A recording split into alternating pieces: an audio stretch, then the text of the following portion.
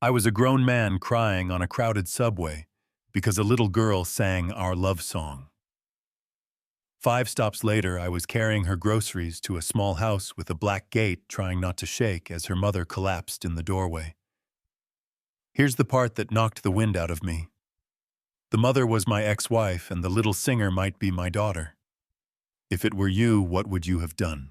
I was that guy in the neat dark suit staring at a phone I wasn't really using, pretending I was fine while my chest felt like it had teeth divorce signed. Pride swallowed friends saying, "Time heals everything," like time's a bandage you can order online. You know what I mean? The car rocked, the lights flickered, the city smeared by the window like wet paint, and then this kid, maybe 6 or 7 elbows tight around 2 grocery bags and a pack of medicine, asked if she could sit. I slid over, she dropped the bags with a sigh. Too old for her face, and she gave me this gap-toothed smile like sunshine slipped under the door. I checked for a parent, a neighbor, a guardian. Anyone but the whole car pretended not to see her the way people do when life gets awkward. And that's when she did the unexpected thing. She sang, not loud, not showy, just soft and steady like you'd sing to someone who's about to break. There goes my heart beating. And heads turned because even tired people recognize truth when it walks in with a melody. Me. I froze. Because it wasn't just any song, it was our song, mine and Nora's, the one we danced to in socks on a cheap wood floor, the one that made rent worries feel small, the one that tasted like Sunday soup and fresh-cut limes and the promise we swore we'd keep. I didn't blink until she stopped. When the car clapped, I wiped my eyes and tried to laugh it off, and she leaned in with those big, serious eyes and whispered, "Mister, did I sing it wrong?" I told her it was perfect. She nodded like a tiny general, said her name was Ruby, said her mom was sick, said their place was close, said there was no dad in the house, not anymore. And then she looked at my hands on the grocery bag and said she couldn't pay me, she wasn't a taxi.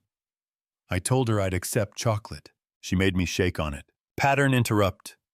Billionaire hauling groceries down a cracked sidewalk at sunset. That was me. And for the first time in months, I felt useful. We turned onto a quiet street where front yards were tidy and fences needed paint, swung through a black iron gate that squealed like a violin out of tune, and Ruby announced herself without thinking, then slapped a hand over her mouth and whispered that she forgot Mom was resting. The house smelled like laundry soap and basil, the kind of clean you keep when you don't have much, but what you have matters. I put the bags on a little counter, tried not to stare at the photos on the wall, tried not to touch the life I used to imagine, and I asked where her dad was, softer than you, ask questions that land like stones. She shook her head quick and small and said they separated. That word hit me in the chest like a swung door. Then a voice floated in from the hallway, thin, familiar, impossible. "Ruby, honey, where did you go?" She stepped into the light pale hand on the frame, and the cloth slipped from her fingers as our eyes met. Nora. The name in my mouth tasted like a prayer and a bruise. She swayed once and folded. For a second, I just heard my own breath and the slap of Ruby's feet on tile as she screamed, "Mom." Then muscle memory took over. I caught Nora before her head hit the floor, carried her to the couch, called her name, felt the heat in her skin, and the past pressed its forehead to mine like it had been waiting in the hallway this whole time. I called my assistant with hands that wouldn't stop shaking. "I found her," I said, and my voice sounded like I borrowed it from someone braver. "Send a doctor. Now." Dr. Jackson showed up with that calm clinic smile, checked vitals, like a magician lifting scarves, said fever and dehydration and stress will knock down the strongest of us, gave a shot, left a few meds, told us rest and warm food. Ruby sat beside her mother with a palm fan waving slow and steady like a metronome for hope. Meanwhile, I moved in the kitchen like I'd never left rinsed rice until the water ran clear, simmered porridge low with ginger, and a pinch of salt. Nothing fancy, everything essential. Ruby tried to blow on a spoon exactly like I did. It cheeks, puffed, eyes squinted with the kind of focus that makes a grown man lose his breath, and the light caught her profile in a way I knew too well. The stubborn little chin, the way she tilted her head before she asked a careful question. The past didn't knock it, let itself in. Then it hit me. I didn't say it out loud, not then. I let the night tuck itself around us. The fans hush, the spoons steam, the cool cloth. When Ruby finally fell asleep with her feet where her head should be, and her hand on Nora's blanket like a little guardian, I took the watch on the far chair and stared at the ceiling until the dark turned the color of weak tea and the city began to stir. Morning slid in, not dramatic, just honest. Nora opened her eyes. You ever rehearse the line you'll say, if you ever get the chance again, and then forget everything you practiced when the moment actually arrives? Yeah, that happened. She saw me and her face moved from shock to caution to the kind of gratitude that wears armor. She whispered thank you and reached for composure like it was on the nightstand next to the glass of water. I said she didn't owe me anything. She said she did anyway. Ruby bounced between us like a bright bird, proud to introduce two adults who used to share a bed and a last name. When Nora tried to stand and cook, I said sit, and for once she did, and I made breakfast again. Here's what nobody ever puts on a highlight reel. Sometimes love comes back in chores, not in speeches. I scrubbed a pan, took out the trash, ran to the pharmacy, returned with oranges and a pack of tissues that didn't match anything. And when Nora said calmly that she appreciated the help, but this didn't change anything, I nodded because pushing a wounded person to hurry is not love, it's ego. Do you think that's fair? The way boundaries draw a map, you want to walk faster than you should. Days stacked like playing cards. Nora's color returned. The fever broke, she started humming while she folded laundry, then caught herself and looked guilty for feeling better. And I pretended not to notice because dignity is part of medicine. We kept it all about Ruby's schoolwork and snacks and silly jokes about a stuffed bear who snored, and I kept my promises small and visible. I'll be here at 3, I'll bring soup at 7, I'll leave when you need quiet, and I did. Then came the twist. Late one night, after Ruby fell asleep, I stepped into the hallway to take a call from a number I'd been waiting on like a man waits on a verdict. A lab. I had sent in a sample as quietly as a confession. A hair from Ruby's brush she left on the couch, a swab from my own cheek. Not to corner anyone, not to make a scene, just to know. The result came back while the kettle clicked, and I put my palm on the wall because my knees went weak. Positive. She was mine. She was ours.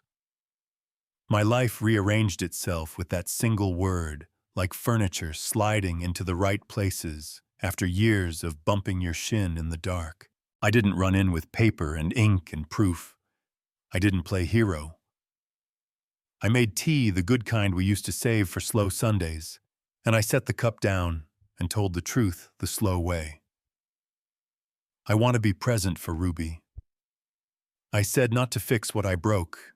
I can't, but to build whatever you'll allow now. Nora stared into the steam like it might spell something we both needed, then asked for time space, a chance to tell Ruby herself.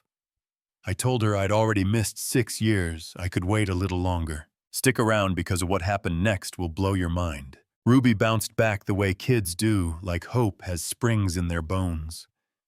We started taking short outings, nothing big, just a park bench and a shared pretzel, and a list of cloud shapes. And one Saturday, I drove her to the mall for 2 pairs of sneakers because she insisted one was for running and one was for thinking.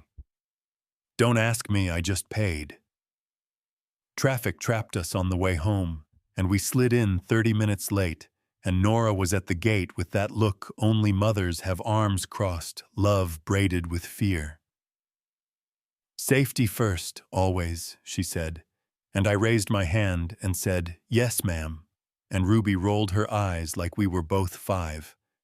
We ate together at the tiny table under the ceiling fan, Nora's soup steaming, my shameless store cake sweating on the plate.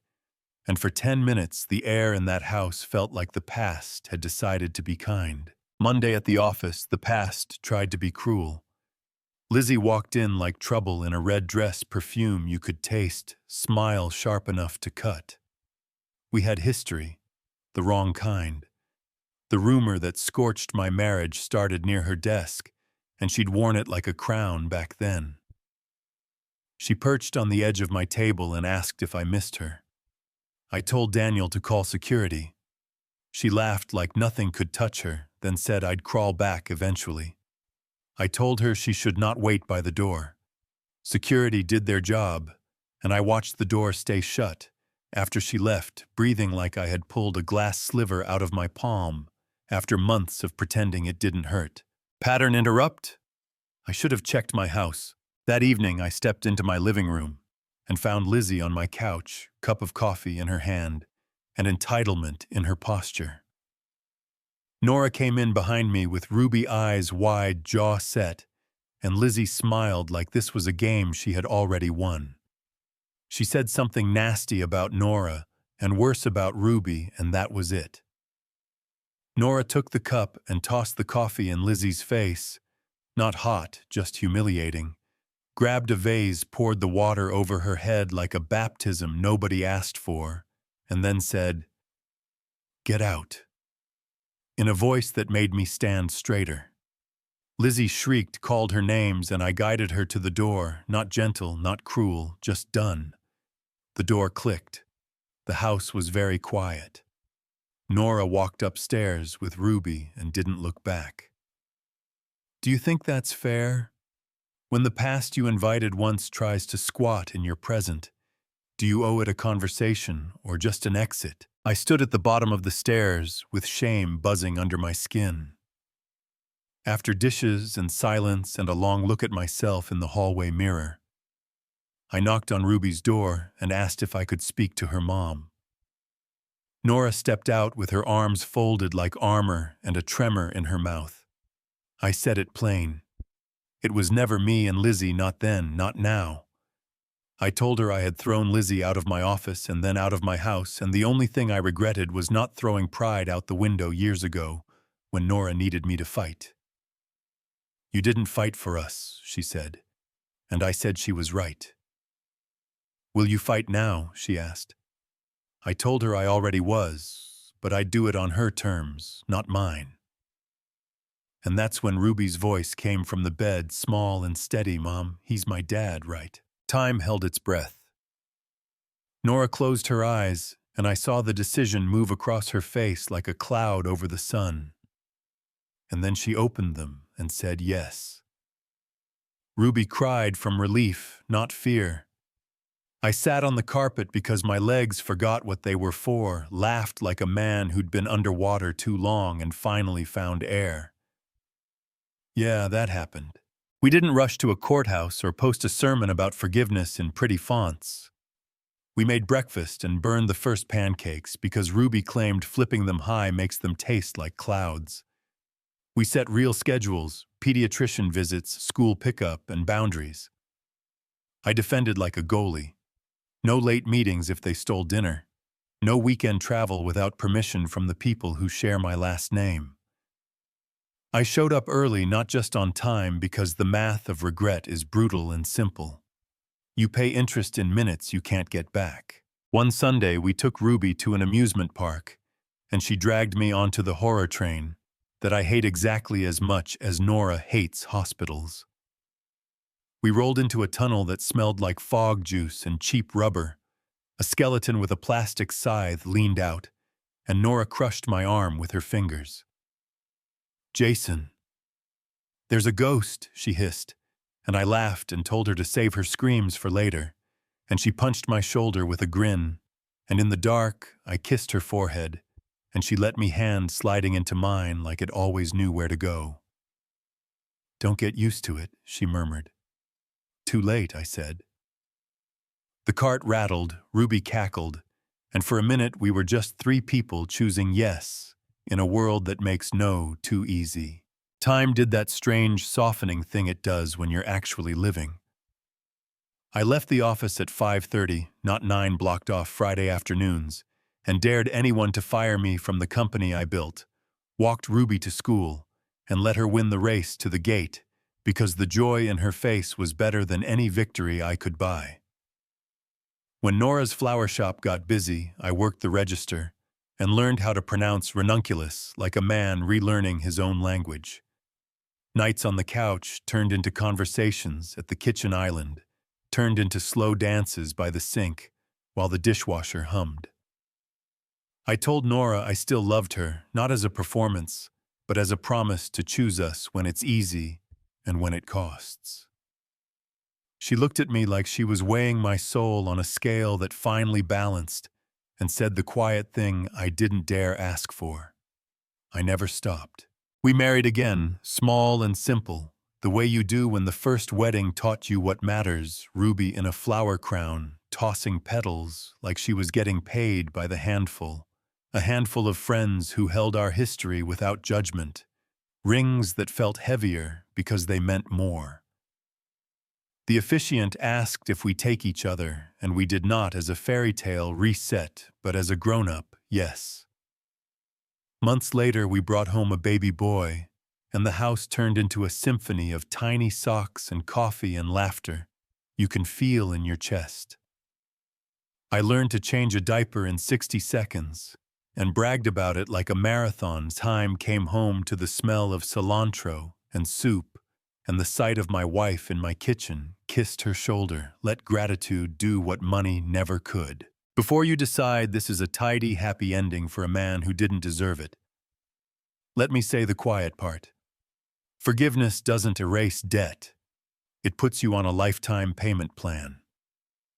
I don't get to buy back the first steps. I missed the fevers. I didn't hold the nights Nora faced alone because I made a meeting. My God. What I do get is the daily choice to show up now, to put my phone in a drawer at dinner, to lock the door when the past knocks in perfume, to ask for help without calling it weakness. That's the work. That's the gift. That's the price. So here's where I hand the mic to you. Is there a line between second chances and self-respect, and where does it run in your life? If it were you, would you have let me back in? Do you think it was fair for Nora to keep Ruby away while she healed? Was that protection or punishment or both? And what do we owe a child when two adults make a mess and then try to clean it up with love? I know what I learned from a little girl on a subway with a brave voice and 2 heavy bags. Sometimes grace shows up looking like a stranger who sings your old song. Sometimes the thing you lost throws you a rope and all you have to do is take it. Sometimes you carry someone's groceries and somehow you find your way home. If this hit you anywhere close to where you live, if you've forgiven someone you swore you wouldn't, or you wish someone would forgive you, but you don't know how to ask, talk to me. Drop your take in the comments, argue with me, teach me, tell me where you draw the line, share the story you've been carrying around in your ribs. Like the video, if you want more real, messy human stories, subscribe so you don't miss the next one. Share this with someone who needs a reason to try again tonight. Your words might be the song someone else needs to hear, and you never know whose life you'll change just by singing.